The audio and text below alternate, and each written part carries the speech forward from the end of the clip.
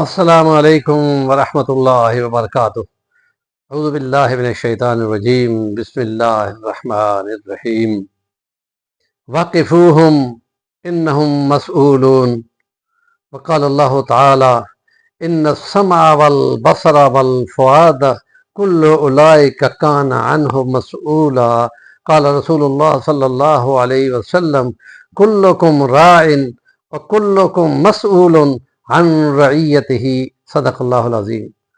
عقیدہ آخرت، ایمان مفصل کی بحث میں آخرت کی جواب دہی کے خوف سے مختلف واقعات کو ہم بیان کرتے ہوئے آ رہے ہیں کہ کتنے حکمران ہیں جو آخرت کی جواب دہی کو سامنے رکھتے ہیں تو روتے جاتے ہیں۔ بن یوسف کے بارے میں آتا ہے کہ موت کے ٹائم سے پہلے وہ بہت زیادہ رو رہے تھے کہ اس حساب میں کہ انہوں نے کتنے لاکھ تابعین اور صحابہ کو شہید کیا تھا، اور اس کی جواب دہی سے اس کی جان نکلی جا رہی تھی اور پسینے ہی بند نہ ہوتے تھے، باوجود اس کے کہ ٹھنڈی پانی کے گھڑے اس پر بہائے جا رہے تھے۔ اور حضرت ابوبکر صدیق کے بارے میں آتا ہے کہ وہ فرمایا کرتے تھے آخرت کی یاد میں، کاش کہ یہ مٹھی ہاتھ میں اٹھا کے کہتے کاش کہ میں یہ مٹی ہوتا، مجھ سے سوال نہ ہوتا۔ وہ جو جواب دہی ہے، وہ جو سوال ہے، وہ بہت زیادہ ڈرانے والا ہے۔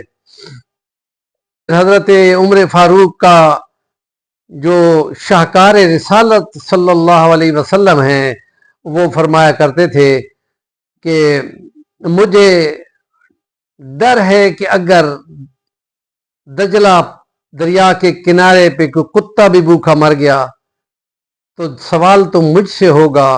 اور رات کے ٹائم گلیوں میں لوگوں کا حال پوچھنے دوڑے لگاتے تھے، اور کسی گھر میں بچوں کے رونے کی آواز سنی تو وجہ پوچھی تو انہوں نے کہا بھوک سے روتے ہیں، اور پھر وہ وہاں سے نکلے پریشان ہو کر، بیت المال میں پہنچ کر سامان اٹھایا، اور خادم کہتا ہے کہ یہ چاول آٹا میں اٹھاتا ہوں، اس کو ڈانٹ کر فرماتے ہیں کہ کل قیامت کے دن تو پوچھا تو مجھ سے جائے گا، کیا جواب وہاں تم دو گے؟ میں خود اٹھاتا ہوں۔ اور یہ اس وجہ سے تھا کہ ان کو جواب دہی کا ڈر تھا۔ عمر ثانی کے بارے میں آتا ہے، حضرت عمر بن عبدالعزیز لیکن جب خلافت اس کے ہینڈ اوور ہوئی تو پھر اس نے یہ سب کچھ ترک کر دیا، اور اکثر روتے رہتے تھے۔ کہ اس کی بیوی نے پوچھا کہ تم روتے کیوں ہو؟ انہوں نے فرمایا کہ عوام کی اور غریب لوگوں کی بھوک اور افلاس کا خوف اور آگے کی جواب دہی مجھے رونے پہ مجبور کرتی ہے۔ اور پھر بچے کے ہاتھ میں بیت المال کا سیب آیا تو جھپٹ کر اس کے ہاتھ سے چھین لیا اور رونے لگے کہ میں تمہیں یہ نہیں دے سکتا، اے میرے بیٹے، کہ یہ تو عوام کا ہے، یہ تو غریب اور رعایا کا ہے، یہ میں تو اس کا امین ہوں، میں تمہیں نہیں دے سکتا۔ اور جب ان کی بہن یعنی بچوں کی پھوپھی ان کے پاس آئی تو وہ روتی ہوئی بولی کہ یہ 11 بیٹے جو ہیں تمہارے، اور ان کے تن کے کپڑے بھی پورے نہیں ہیں۔